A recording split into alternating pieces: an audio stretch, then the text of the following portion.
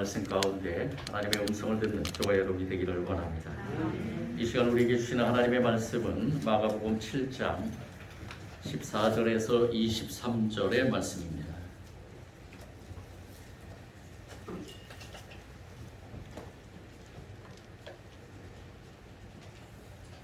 제가 가지고 있는 신약 성경 65면 정도 있습니다.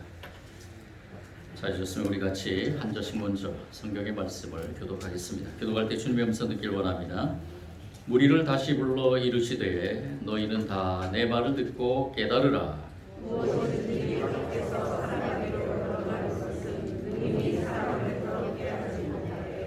사람 안에서 나오는 것이 사람을 더럽게 하는 것이니라 하시고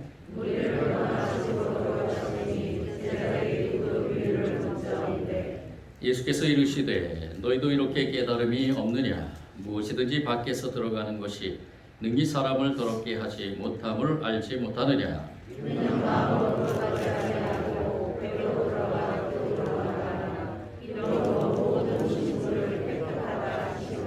또 이르시되 사람에게서 나오는 그것이 사람을 더럽게 하느니라.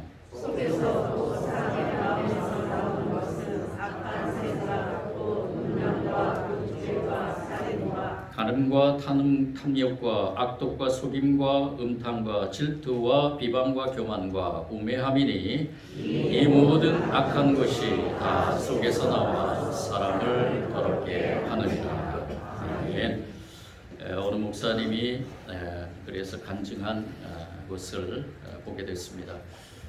이 목사님이 한 작은 교회에 전도사로 봉사하고 있을 때 교인 수는 적었지만은 각자의 신분의 전문인으로 일하는 사람들이 많기 때문에 그 중에서 아마추어 신학자들도 많이 있었다는 것입니다.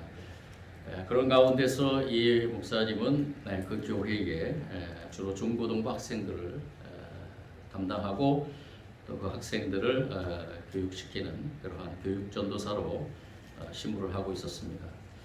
그런데 하루는 담임 목사님이 이 전도사님에게 이 성인 성경 공부 모임을 하루만 인도해 달라라고 이렇게 부탁을 했다 그럽니다. 이 전도사님은 그 교회의 성도들이 어떤 분인가를 잘 알고 있기 때문에 혹여나 실수하지 않을까라는 그러한 생각을 먼저 하고 그 성경 공부의 본문의 말씀이 바로 레위기 11장이었다 그럽니다. 레위기 11장에는 정결의 법이 기록되어 있습니다. 이 정결의 법을 11장을 읽으면서 이 목사님이 그 당시에 전도사님이셨죠. 전도사님이 한 가지 근심이 생겼습니다. 혹여나 성경 공부를 하다가 이러한 질문이 나오면 어떠한가, 내가 어떻게 대답을 해야 되는가라는 그러한 고민이 생겼다는 것이죠. 그 질문이 무엇이냐 하면 그 정결법에는 돼지, 개, 랍스터, 오징어, 낙지, 쭈꾸미, 장어 같은 그러한 음식들을 먹지 말라고 기록되어 있다라는 것입니다. 그런데 지금 이 시대에는 그것을 먹고 있는데 그러면은 구약에서 기록된 성경도 하나님의 말씀인데 그러한 말씀을 위배하는 것이 아닌가, 즉 죄를 범하는 것이 아닌가라는 그러한 질문이 혹여나 있을까라는 그러한 생각을 했다는 것입니다. 질문이 있을 때 나는 이것을 어떻게 대답을 해야 될까? 그 당시에 신학적인 소견이 짧았기 때문에 굉장히 많은 고민하고 또 책을 많이 찾아보고 또 많은 그러한 연구를 하면서도 도대체가 답이 안 나왔다 그럽니다. 그런 가운데서 성경 공부를 하게 됐는데 기도하면서 성경 공부를 하게 됐죠. 제발 이 질문이 안 나오게 해달라라는 기도를 하면서 그 레위기 11장을 가지고 성경 공부를 했다 그럽니다. 그런데 보기 좋게 그 기대는 깨지고 해박한 그 아마추어 신학자 한 사람이 이 질문을 했다 그럽니다. 전도사님, 이 모든 말씀이 성경에 기록되어 있고 그리고 성경을 하나님의 말씀이라고 믿는데 왜 우리는 이 말씀을 어기고 있는 겁니까? 돼지고기를 계속해서 먹어도 되는 겁니까? 아니면 안식교인들처럼 이제부터는 돼지고기를 먹지 말아야 합니까? 이 질문이 나왔을 때 이 전도사님의 심정은 하늘이 무너져가는 심정이었다 합니다. 정확한 그 대답, 그것이 이분에게 어떻게 다가갈 것인가 정확한 대답으로 이 성도에게 다가가야 되는데 자신도 자신이 없고 이 질문에 대한 해답에 대한 분명한 요지를 설명해 줄 수 없는 그런 안타까운 마음으로 그 성경 공부 시간 내내 횡설수설하면서 마무리 졌다 그럽니다. 그러면서 그때만 생각해도 이 목사님은 크나큰 자극을 느끼면서 오히려 그 성도님에게 감사하면서 말씀 하나하나에 깊은 연구를 하고 그리고 많은 그런 신학적인 것들을 전통적인 신학의 해석들을 공부하면서 지금에 와서는 이러한 문제나 또한 여러 가지 문제에 대해서 정확하지는 않지만 사실은 우리가 신학이라는 공부를 하지만은 이 신학이라는 공부는 어떻게 보면은 하나님을 연구한다는 것, 하나님을 우리가 연구해서 이렇게 어떠한 방법으로든 표현한다는 것은 우리에게는 한정적이라고 볼 수 있습니다. 그렇지만은 말씀에 위배되지 않게 말씀을 정확하게 선포하려는 그러한 목사님으로 위치하게 되었다라고 고백을 합니다. 오늘 이 말씀에서 우리가 한 가지 생각해야 될 것이 있습니다. 과연 율법이라는 것이 무엇인가? 율법은 과연 어떠한 존재인가라는 것을 먼저 생각해야 됩니다. 창세기 1장 1절부터 시작된 하나님의 말씀 속에서 그 말씀이 하나님의 영감으로 인간들을 통해서 기록된 하나님의 말씀임을 믿고 저와 여러분이 하나님의 말씀으로 읽고 묵상하고 우리 삶에 적용해 나가며 살고 있습니다.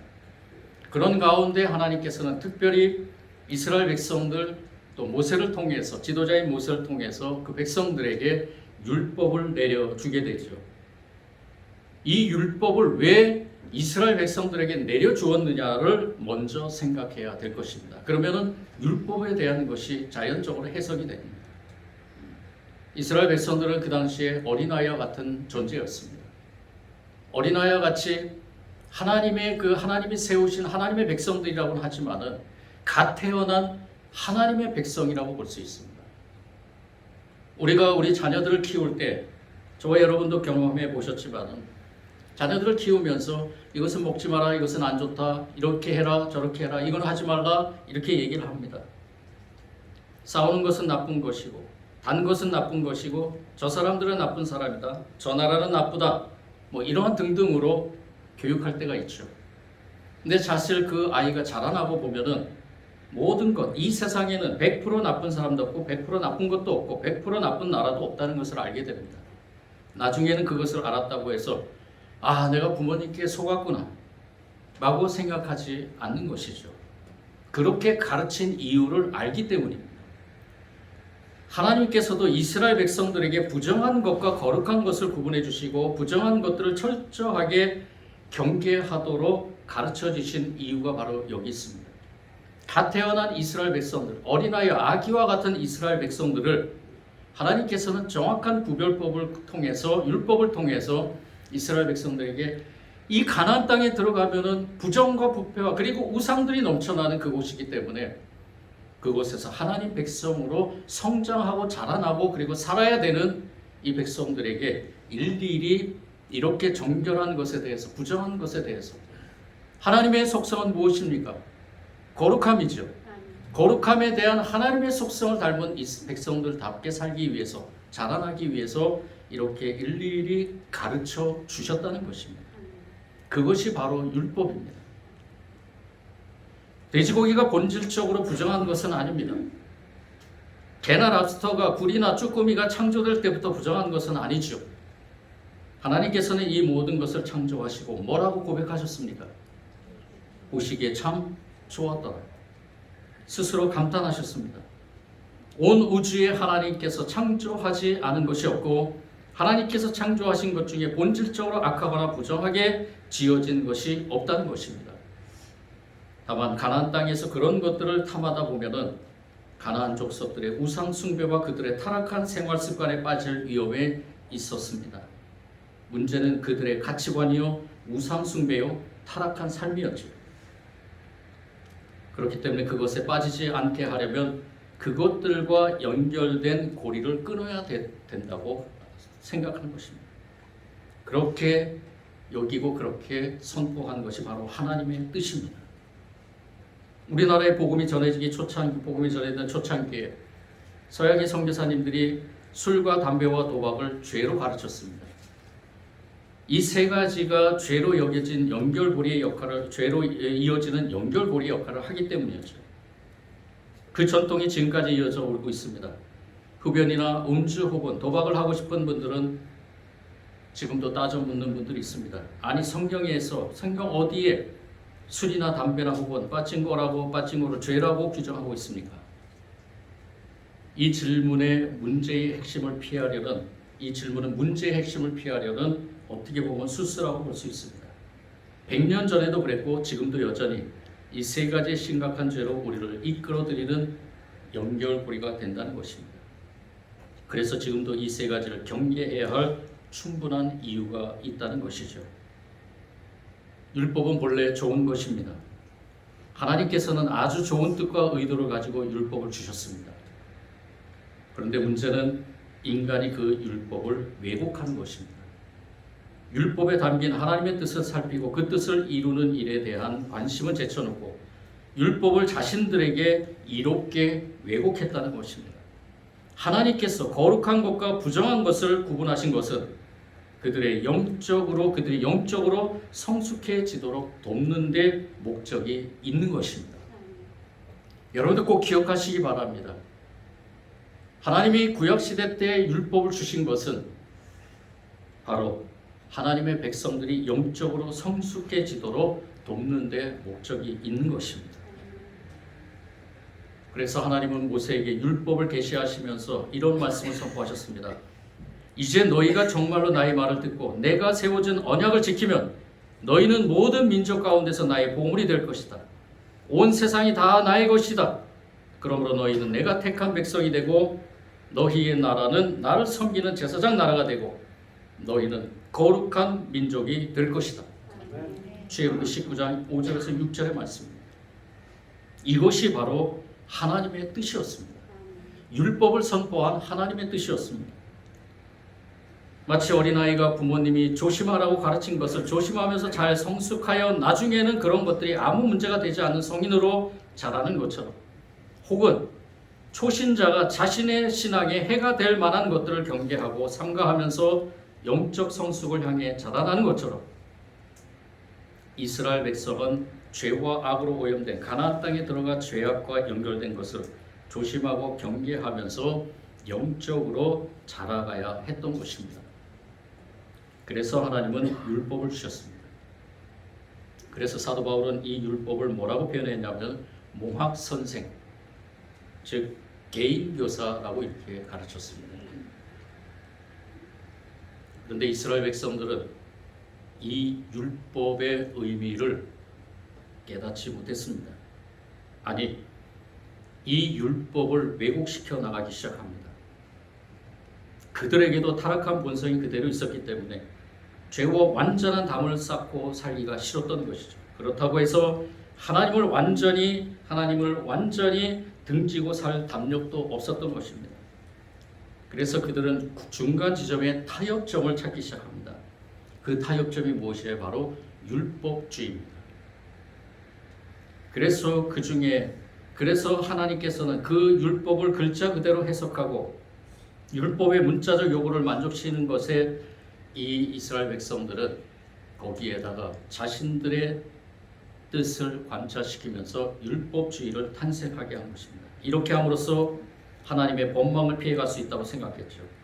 이렇게 함으로써 하나님의 심판대 앞에서 변명할 말을 만들고 동시에 이 세상에서 하나님의 눈을 피해 적당히 죄악을 즐기려 했던 것입니다. 율법주의는 거룩한 것과 부정한 것을 구분하고 있는 율법의 자구를 그대로 지키고 또한 그것을 철칙으로 만들어버렸습니다. 돼지고기가 본질적으로 부정하고 랍스타가 창조될 때부터 부정한 생물로 창조된 것처럼 왜곡한 것입니다. 돼지고기나 랍스타를 안 먹고 살아가는 것이 거룩한 백성이 되라는 부름을 따르는 것보다 훨씬 쉬웠기 때문입니다. 하지만 율법주의적인 사고방식을 가지고 있는 사람에게 그런 음식들을 철저히 금하는 것도 그리 쉬운 것은 아니었습니다. 그래서 이들에게는 위선과 허위가 그들 곁에 항상 있었던 것이죠. 오늘 글에 이러한 재미있는 이야기가 실려져 있었습니다. 어떤 유대인 상인이 사업차 거래하는 그 폴란드 고객의 집에 초청을 받았습니다. 폴란드 고객은 돼지고기 음식과 포도주로 식탁을 차렸습니다. 그 유대인 상인은 차려놓은 음식에 손을 대지 않습니다. 주인이 그에게 묻습니다. 왜 드시지 않습니까? 그러자 유대인 상인이 이렇게 대답합니다. 예, 저희는 돼지고기를 먹지 않습니다. 또한 이방인이 만든 포도주를 마시지 않습니다. 그러자 주인이 다시 묻습니다. 아니 그러면 굶어 죽게 된 상태에서도 이런 음식을 먹지 않습니까? 유대인이 대답합니다. 그럴 경우에는 규정이 따로 있습니다. 죽고 사는 경우에는 부정한 음식을 먹는 것이 허용됩니다. 그의 말이 끝나자 이 폴란드 주인이 인상을 험악하게 부이고는 벽에 걸려있던 권총을 꺼내서 유대인의 관자놀이에 대고 위협합니다. 이 포도주를 마시게. 그렇지 않으면 당장 쏠 테니까. 유대인은 포도주 한 잔을 순식간에 들이켰습니다. 폴란드인은 다시 한 잔을 따라주면서 말합니다. 한 잔 더 마시게. 죽고 싶지 않다면 말이야. 유대인은 거침없이 포도주 한 잔을 더 들이킵니다. 그러자 폴란드 사람이 활짝 웃으며 말합니다. 미안합니다. 제가 포도주를 가지고 장난을 쳤습니다. 혹시 화가 나신 것은 아니겠지요? 그랬더니 그 유대인이 대답합니다. 웬걸요? 매우 화가 났습니다. 왜 돼지고기를 가지고는 장난을 치지 않습니까? 웃은 이야기지만 이 같은 사고방식은 짐승과 음식에만 국한되지 않았다는 것이 문제입니다. 율법은 일부 사람들의 부정하다고 규정하고 있습니다.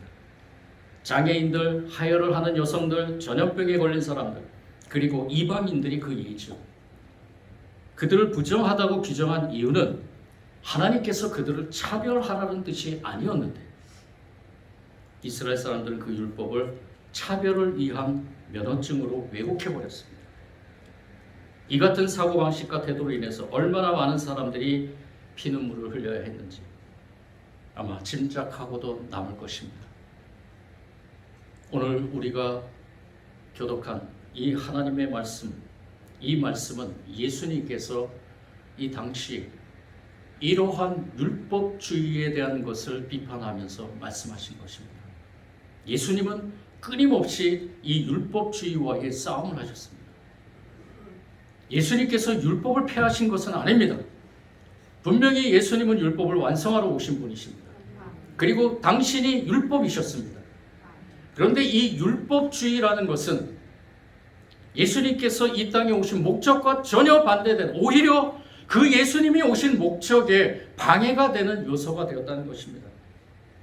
그래서 예수님은 끊임없이 율법주의와 싸우시고 마지막 십자가에 죽은 율법주의자들이 예수님을 십자가에 못 박았지만 예수님이 십자가에 죽은 것으로 모든 것이 끝났다고 생각했지만 예수님은 부활하셔서 승리하시고 율법이 되시고 하나님의 말씀이 되시고 모든 율법주의를 폐하러 예수님께서는 부활 승리하셨다는 것입니다. 오늘 말씀에서도 바로 그것을 선포하고 있습니다. 율법주의가 끝까지 이렇게 되면 안 된다, 끝까지 가면 안 된다라는 것.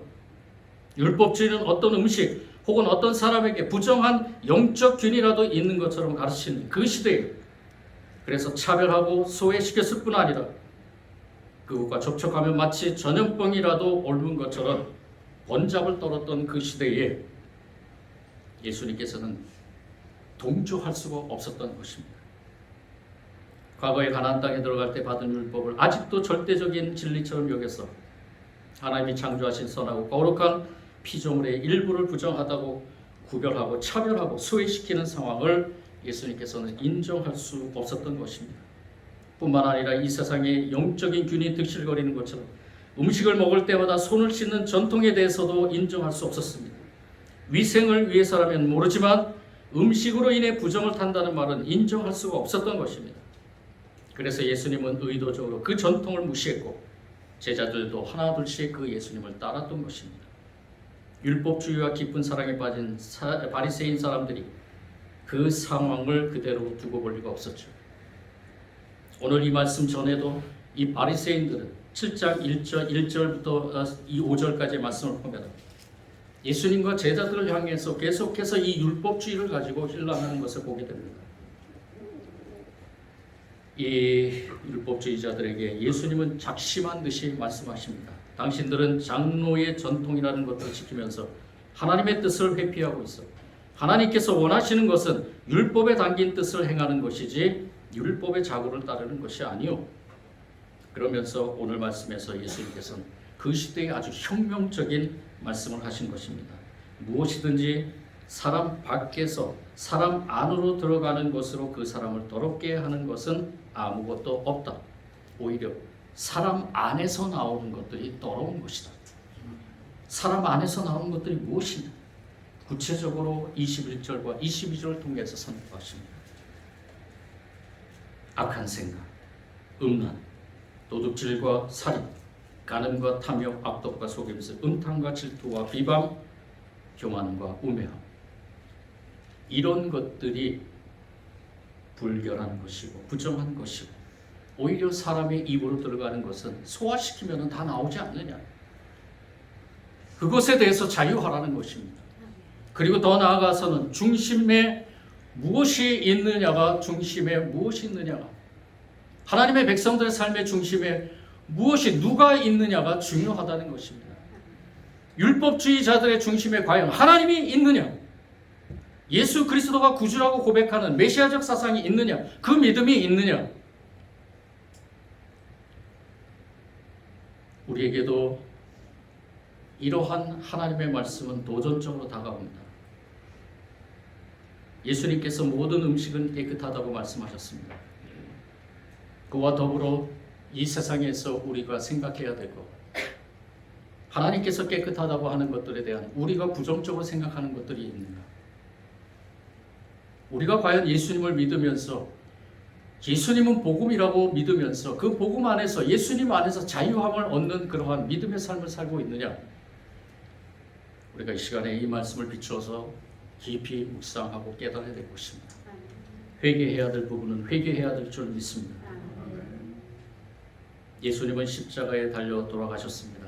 그렇지만 부활하셨습니다.